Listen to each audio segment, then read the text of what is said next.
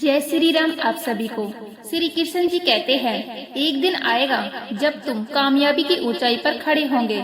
लोग तुम्हें देखकर प्रेरणा पाएंगे और तुम वही बनोगे जिसकी बातें किसी और के अंधेरे में दीपक बन जाएगी। बच्चा बने रहना आसान है, पर हर किसी को बड़ा होना पड़ता है और इसी बड़े होने के सफर में हम समझते हैं कि प्रेरणा कोई बाहरी शक्ति नहीं बल्कि एक आंतरिक चिंगारी है जो हमेशा जलती रहती है। फर्क नहीं पड़ता कि तुम कितनी धीमी चाल से चलते हो, फर्क सिर्फ इतना पड़ता है कि तुम रुकते नहीं। मत हताश होना, क्योंकि तू इंसान है और इंसान चाहे तो तेरे कदमों में पूरा जहान आ सकता है। अगर तुम खुद से ही प्रतिस्पर्धा करते रहोगे तो हर दिन खुद को और बेहतर पाओगे। चलने का हौसला कर लो, दिशाओं की कोई कमी नहीं है। कांटों की फिक्र मत करना, तुम्हारे साथ दुआएं बहुत है। अच्छे दिनों की सुबह पाने के लिए पूरे दिनों की रातों को लांघना पड़ता है। जब याद रखना, जो चीज किसी ने मेहनत से हासिल की हो उसे केवल ख्वाहिशों से पाया नहीं जा सकता। श्री कृष्ण जी कहते हैं, कल से करेंगे। यही वह वाक्य है जिसने ना जाने कितनों को कामयाबी से दूर कर दिया है। बहरा है, सुनता किसी की नहीं, पर अंधा नहीं है, देखता सबको है। दुनिया का सबसे बड़ा मोटिवेशनल किसी अजनबी का तालियां बजाना नहीं बल्कि किसी खास का रिजेक्शन होना है। संघर्ष प्रगति का आमंत्रण है, जो इसे गले लगाता है उसका जीवन निखर जाता है। श्री कृष्ण जी कहते हैं, जो दूसरों की मदद करता है और अहंकार से दूर रहता है वही मेरे हृदय में स्थान पाता है। प्रेम और सेवा से जीवन में सहजता आती है। जिंदगी में अक्सर हम सोचते हैं कि ताकत, दौलत या स्थिति ही सबसे महत्वपूर्ण है, लेकिन असली ताकत मन और व्यवहार में छिपी होती है। जब हम दूसरों के प्रति दयालु होते हैं, छोटी से छोटी मदद करते हैं और सामने वाले की भावनाओं को समझते हैं, तो हमारे भीतर शांति और संतोष पैदा होता है। यही गुण हमें अंदर से मजबूत बनाते हैं। दयालुता का मतलब यह नहीं कि हमेशा बड़े काम करो या दिखावा करो, यह छोटे छोटे कार्यों में भी सामने आता है, जैसे किसी राहगीर को रास्ता दिखाना, किसी दोस्त की सुनना या जरूरतमंद की मदद करना। जब हम दूसरों की खुशी में योगदान करते हैं तो हमें भी अंदर से एक अजीब तरह की संतुष्टि मिलती है, जो किसी भी बाहरी सफलता से बड़ी होती है। क्षमा भी इसी तरह का गुण है। जीवन में हर कोई गलतियां करता है, दोस्त, परिवार, सहकर्मी, कभी कभी हम स्वयं भी। अगर हम हर गलती को याद रखकर मन में कटुता रखते हैं तो वह हमारे मन को भारी कर देता है, लेकिन जब हम क्षमा करना सीखते हैं तो मन हल्का हो जाता है और रिश्तों में सहजता आती है। यही समझदारी हमें जीवन में स्थिर बनाती है। विनम्रता का महत्व भी कम नहीं है। कभी कभी हम दूसरों से सीखने या उनकी मदद लेने में शर्माते हैं या अहंकार दिखाते हैं, लेकिन विनम्रता हमें वास्तविक ताकत देती है। विनम्र व्यक्ति अपने ज्ञान और अनुभव का सही उपयोग कर पाता है, दूसरों से सीखने को तैयार रहता है और समाज में सम्मान प्राप्त करता है। विनम्रता और अहंकार का विपरीत होना जीवन को सरल और सुखद बनाता है। श्री कृष्ण जी के उपदेश में यह भी छुपा है कि जब हम इन गुणों को अपनाते हैं, दयालुता, क्षमा और विनम्रता, तो हमारा मन अपने आप भगवान के करीब चला जाता है, क्योंकि भगवान का स्वरूप प्रेम और सेवा में है। जब हम दूसरों की मदद करते हैं, अहंकार छोड़ते हैं और सच्चे मन से प्रेम और सेवा करते हैं, तो यह सीधे हमारे हृदय को उनके साथ जोड़ देता है। जीवन में इसका अनुभव भी मिलता है। सोचो, जब तुम किसी मुश्किल समय में किसी की मदद करते हो, चाहे वह छोटा काम हो, तो तुम्हें अंदर से खुशी और संतोष महसूस होता है। वही ऊर्जा तुम्हारे जीवन के हर क्षेत्र में काम आती है। दोस्ती, रिश्ते, कामकाज, सब में सहजता और स्थिरता आती है। इसीलिए अभ्यास करो कि हर दिन अपने व्यवहार में दयालुता दिखाओ, गलती होने पर क्षमा करने की आदत डालो और हमेशा विनम्र रहो। यह केवल दूसरों के लिए नहीं बल्कि तुम्हारे अपने मन और आत्मा के लिए भी फायदेमंद है। जब यह आदत बन जाती है तो जीवन स्वाभाविक रूप से सरल, शांत और आनंदमय हो जाता है। यही सच्ची भक्ति का मार्ग है। प्रेम, सेवा और अहंकार रहित जीवन। श्री कृष्ण जी कहते हैं, अपने विचार शुद्ध रखो। बुरे विचार तुम्हें कमजोर बना देंगे, अच्छे विचार तुम्हें आत्मबल देंगे और हर परिस्थिति में आगे बढ़ने की शक्ति देंगे। मन की शुद्धता जीवन का आधार है।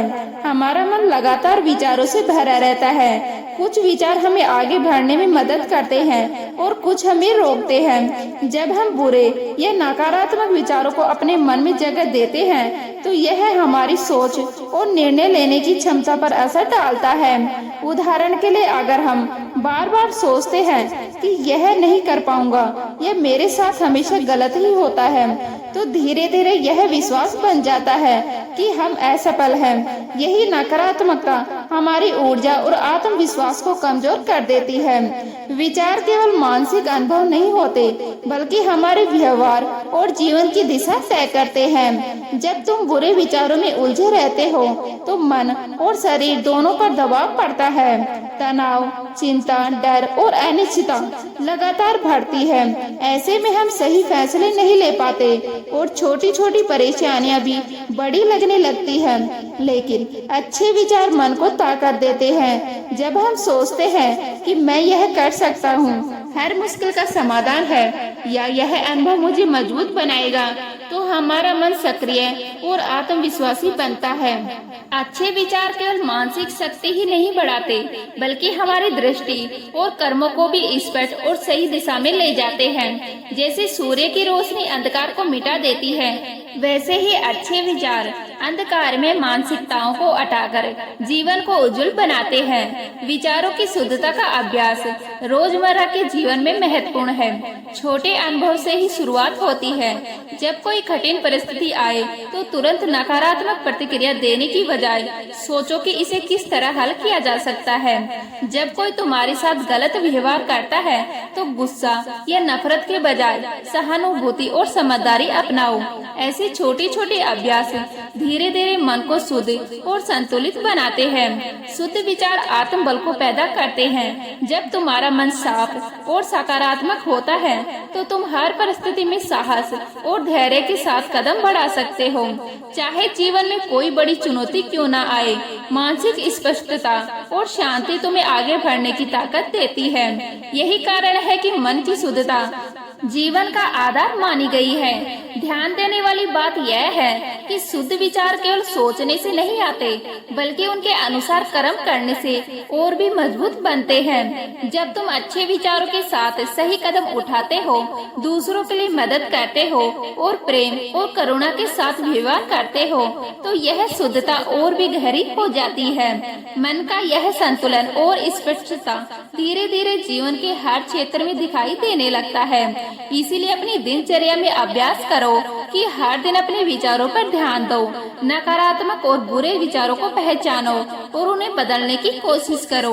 उनके स्थान पर अच्छे, सकारात्मक और सशक्त विचार लाओ। यह केवल मानसिक शक्ति नहीं देता, बल्कि जीवन को स्थिर, संतुलित और आनंदमय भी बनाता है। शुद्ध विचारों का अभ्यास लगातार करने से तुम्हारा मन मजबूत, आत्मविश्वासी और हर परिस्थिति में निर्णायक बनाता है। यही असली साधना और जीवन की असली ताकत है। श्री कृष्ण जी कहते हैं, हर काम मुझे समर्पित कर दो। जब तुम अपने कर्मों का भार मुझ पर छोड़ दोगे, तब चिंता और डर दूर हो जाएंगे।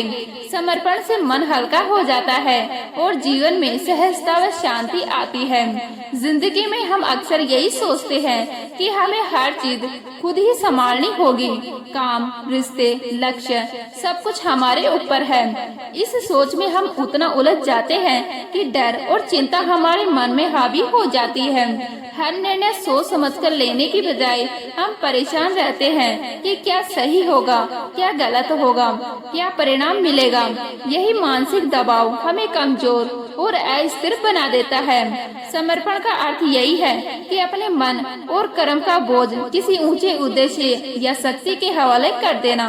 यह कहता नहीं कि अब मेहनत छोड़ दो या जिम्मेदारियों से भाग जाओ, बल्कि यह समझाता है कि तुम अपने कर्म पूरी निष्ठा से करो, लेकिन परिणाम की चिंता छोड़ दो। जब हम किसी काम को केवल अपने स्वार्थ और चिंता के साथ करते हैं तो मन भारी होता है, लेकिन जब उसी काम को किसी उच्च उद्देश्य या भगवान के समर्पण में बदल देते हैं तो मन हल्का हो जाता है। सोचो, जैसे अर्जुन ने युद्ध में शुरुआत में डर और संदेह महसूस किया। उसे लगा कि अपने परिवार और प्रियजनों से लड़ना सही नहीं है, लेकिन श्री कृष्ण जी ने उन्हें समझाया कि वह अपने धर्म और कर्म में संकल्पित रहे और परिणाम को भगवान पर छोड़ दे। जब अर्जुन ने अपने संदेह और भय को पीछे छोड़ा और अपने कर्म को समर्पित किया तो उसका मन स्थिर हुआ और वह निर्णायक रूप से लड़ने में सक्षम हुआ। यही समर्पण का प्रभाव है। मन हल्का, स्थिर और उद्देश्य पूर्ण समर्पण केवल कर्म के साथ नहीं बल्कि जीवन के हर पहलू में अनुभव किया जा सकता है, चाहे वह पढ़ाई हो, नौकरी हो, रिश्ते हो या व्यक्तिगत लक्ष्य। जब हम उन्हें भगवान या उच्च उद्देश्य के लिए समर्पित करते हैं तो डर, चिंता और तनाव अपने आप कम हो जाते हैं। समर्पण एक तरह की मानसिक स्वस्थता है जो मन को मुक्त और शांत रखती है। यह अभ्यास धीरे धीरे हमें सिखाता है कि जीवन में हर परिस्थिति अस्थायी है।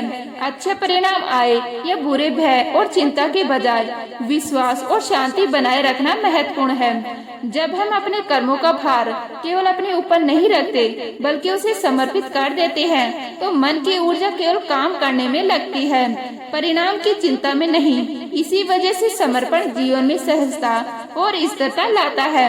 अंत में समर्पण का मतलब है विश्वास और निष्ठा। विश्वास कि तुम सही दिशा में काम कर रहे हो और निष्ठा कि हर कर्म ईमानदारी और पूरी लगन से करो।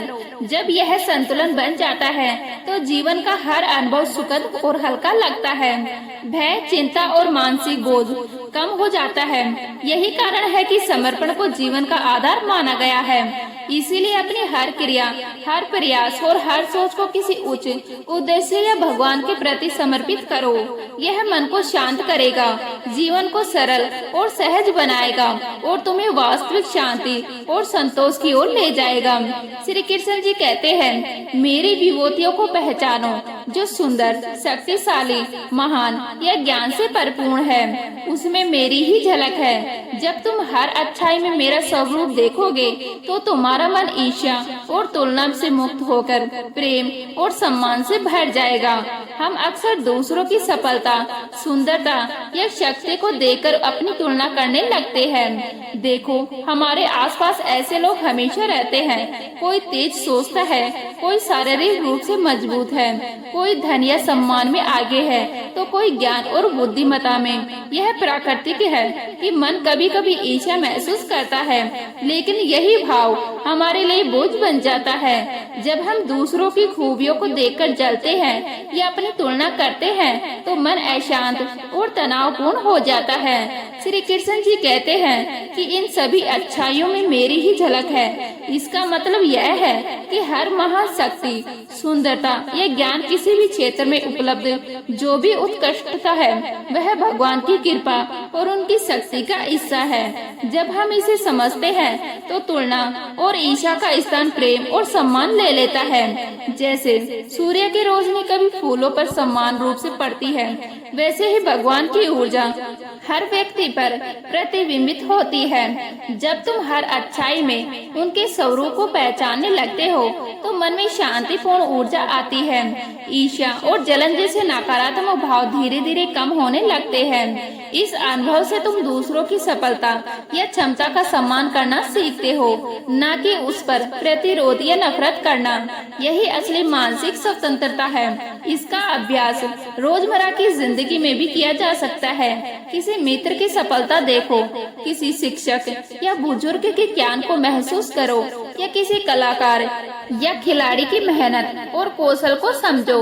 इन सभी में ईर्ष्या महसूस करने की बजाय सोचो कि यह उत्कृष्टता भगवान की शक्ति का प्रतिबिंब है। इसी दृष्टिकोण से तुम्हारा मन प्रशंसा और प्रेम से भर जाएगा और तुम दूसरों के साथ सहयोग और सामंजस्य से रह सकोगे।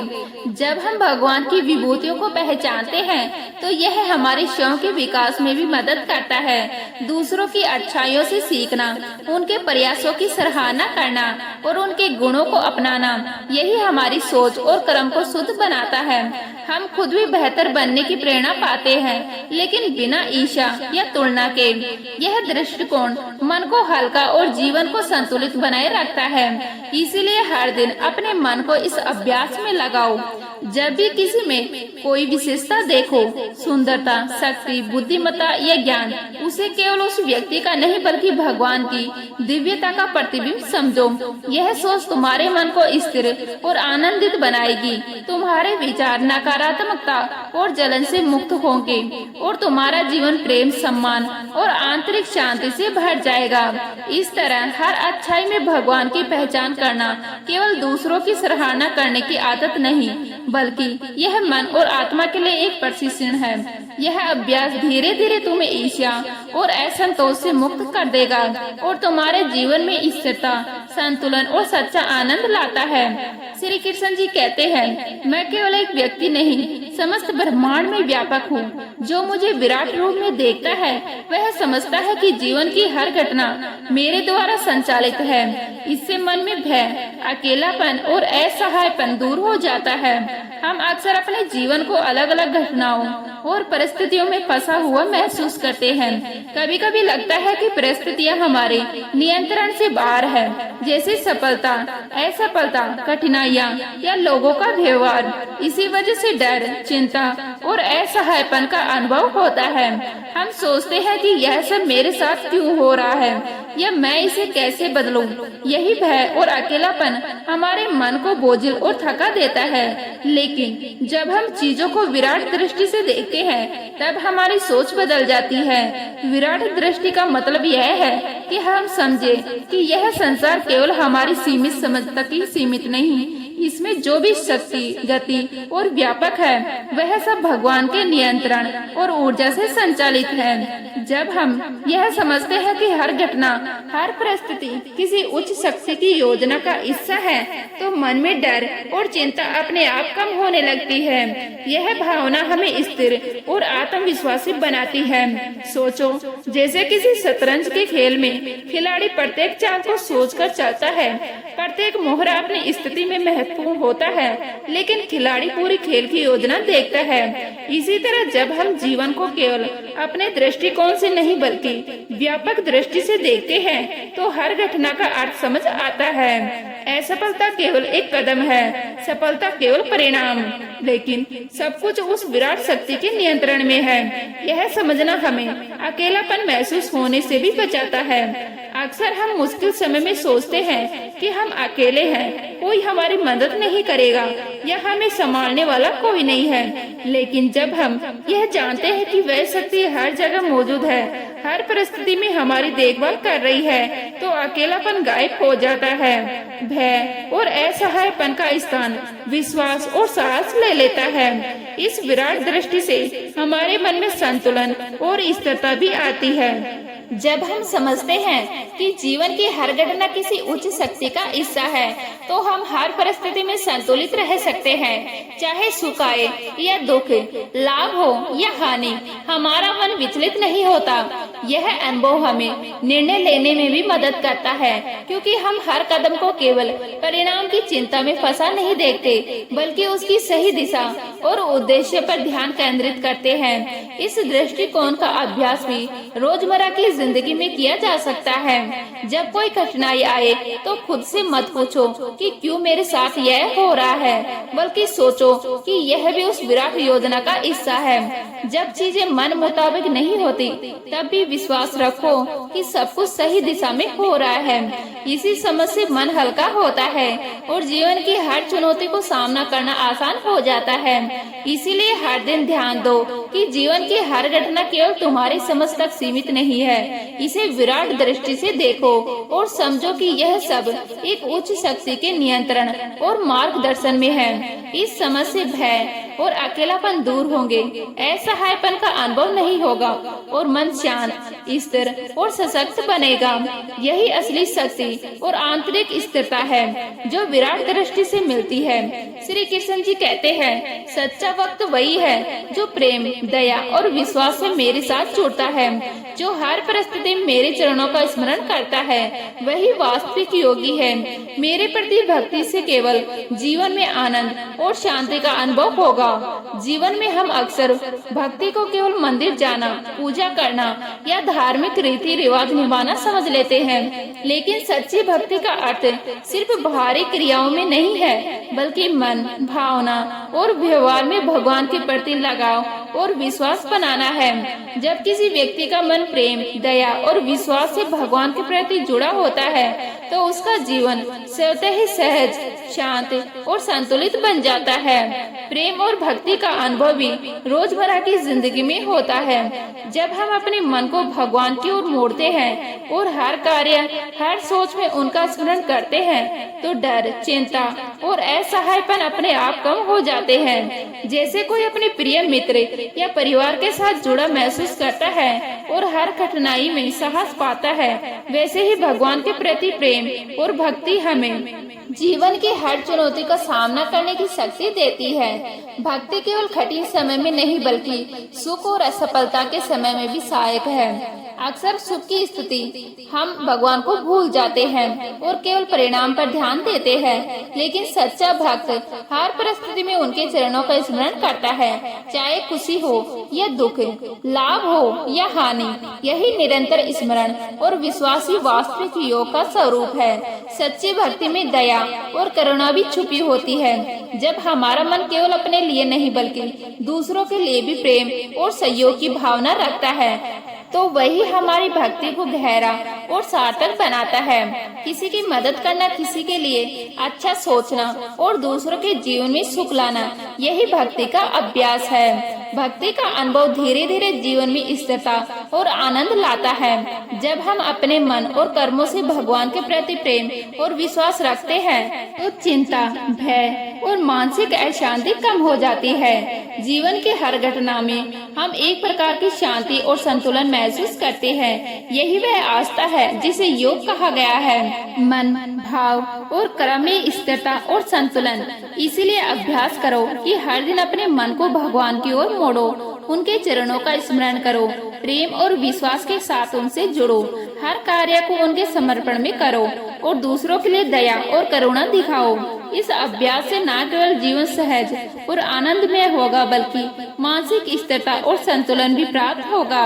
यही सच्ची भक्ति और वास्तविक योग का मार्ग है। श्री कृष्ण जी कहते हैं, सत्व, रज और तम, यह तीन गुण मनुष्य के विचारों और कर्मों को प्रभावित करते हैं। जो सत्व गुण को बढ़ाता है और वही शांति और संतुलित रहता है। रज और तम से बचो ताकि मन की स्पष्टता बनी रहे। मनुष्य का जीवन इन तीन गुणों के प्रभाव में चलता है। सत्व, रज और तम यह केवल शब्द नहीं, बल्कि हमारे विचार, भावनाएं और कर्म इन्हीं तीन ऊर्जा रूपों से प्रभावित होती है। सत्व का गुण शांति, स्पष्टता और ज्ञान को बढ़ाता है। जब कोई व्यक्ति सत्व से प्रभावित होता है, तो उसका मन स्थिर, सकारात्मकता और संतुलित रहता है।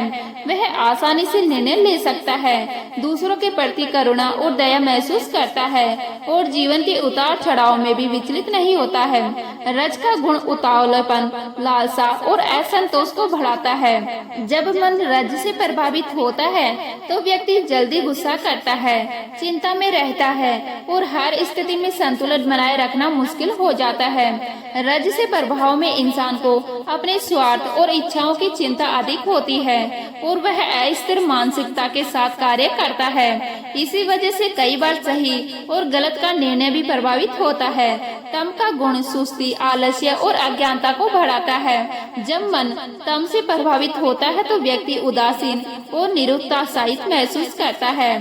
तम के प्रभाव में जीवन में उद्देश्यहीनता और निष्क्रियता बढ़ जाती है। निर्णय लेने में संकोच, अपने कर्तव्यों को निभाने में ढिलाई और मानसिक भ्रम तम से पैदा होता है। इसीलिए जीवन में सत्व को बढ़ाना बेहद महत्वपूर्ण है। यह अभ्यास धीरे धीरे होता है। रोजमर्रा की आदतों, सोच और कर्मों में सुधार करके हम सत्व गुणों को विकसित कर सकते हैं। जैसे हम नियमित ध्यान, सही खान पान, निस्वार्थ कर्म, ईमानदारी और दयालुता का अभ्यास करते हैं, यह सब सत्व को बढ़ाते हैं। इसके विपरीत अत्यधिक लालसा और आलस्य नकारात्मक सोच और अहंकार रज और तम को बढ़ाते हैं। मिलते हैं इसी तरह की नई वीडियो के साथ। तब तक के लिए जय हिंद, जय भारत, जय श्री राम।